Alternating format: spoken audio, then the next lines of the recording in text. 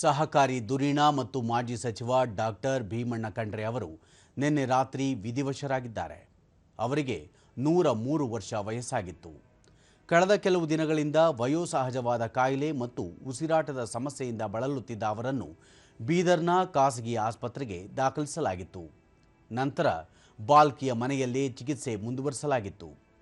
ಭೀಮಣ್ಣ ಖಂಡ್ರೆ ಅವರಿಗೆ ಅರಣ್ಯ ಸಚಿವ ಈಶ್ವರ್ ಬಿ ಖಂಡ್ರೆ ಮತ್ತು ಬೀದರ್ ಡಿಸಿಸಿ ಬ್ಯಾಂಕ್ ಅಧ್ಯಕ್ಷ ಅಮರಕುಮಾರ್ ಖಂಡ್ರೆ ಸೇರಿ 2 ಗಂಡು ಮಕ್ಕಳು ಹಾಗೂ 4 ಪುತ್ರಿಯರಿದ್ದಾರೆ. ಭೀಮಣ್ಣ ಖಂಡ್ರೆ ಅವರು ವಕೀಲರಾಗಿ ವೃತ್ತಿ ಜೀವನ ಆರಂಭಿಸಿದರು. 1953ರಲ್ಲಿ ಬಾಲ್ಕಿ ಪುರಸಭೆಯ ಪ್ರಥಮ ಚುನಾಯಿತ ಅಧ್ಯಕ್ಷರಾಗುವ ಮೂಲಕ ಸಾರ್ವಜನಿಕ ಜೀವನಕ್ಕೆ ಪ್ರವೇಶಿಸಿದ್ದರು. 1962ರಲ್ಲಿ ಮೊದಲ ಬಾರಿಗೆ ವಿಧಾನಸಭೆ ಪ್ರವೇಶಿಸಿದ ಅವರು 4 ಬಾರಿ ಶಾಸಕರಾಗಿ, 2 ಬಾರಿ ವಿಧಾನ ಪರಿಷತ್ ಸದಸ್ಯರಾಗಿ, ಮಾಜಿ ಮುಖ್ಯಮಂತ್ರಿ ಎಂ ವೀರಪ್ಪ ಮೊಯ್ಲಿ ಅವರ ಸಚಿವ ಸಂಪುಟದಲ್ಲಿ ಸಾರಿಗೆ ಸಚಿವರಾಗಿ ಸೇವೆ ಸಲ್ಲಿಸಿದರು.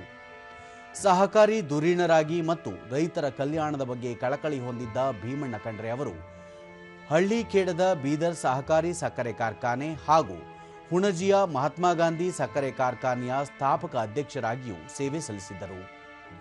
ನಾರಂಜ ಮತ್ತು ಕಾರಂಜ ನೀರಾವರಿ ಯೋಜನೆಗಳ ಅನುಷ್ಠಾನದಲ್ಲೂ ಭೀಮಣ್ಣ ಖಂಡ್ರೆ ಅವರು ಪ್ರಮುಖ ಪಾತ್ರ ವಹಿಸಿದ್ದರು.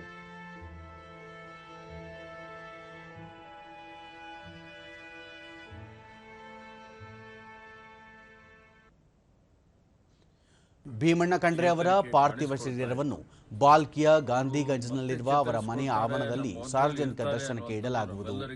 ಇಂದು ಸಂಜೆ ಬಾಲ್ಕಿಯ ಚಿಕಲ್ಚಂದ್ ರಸ್ತೆಯಲ್ಲಿನ ಶಾಂತಿಧಾಮದಲ್ಲಿ ವೀರಶೈವ ಲಿಂಗಾಯತ ಸಂಪ್ರದಾಯದಂತೆ ಅಂತಿಮ ವಿಧಿವಿಧಾನಗಳು ನೆರವೇರಲಿವೆ ಎಂದು ಅರಣ್ಯ ಸಚಿವ ಈಶ್ವರ್ ಖಂಡ್ರೆ ತಿಳಿಸಿದ್ದಾರೆ.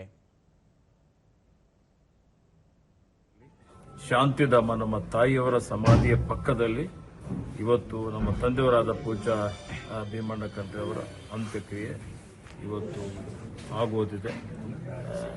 ನಾಳೆ 5 ಗಂಟೆಗೆ ಅಂತ ಹೇಳಿ ನಾನು ಅವರ ಅಭಿಮಾನಿಗಳಿಗೆ ಹೇಳಲಿಕ್ಕೆ ಬಯಸ್ತೇನೆ.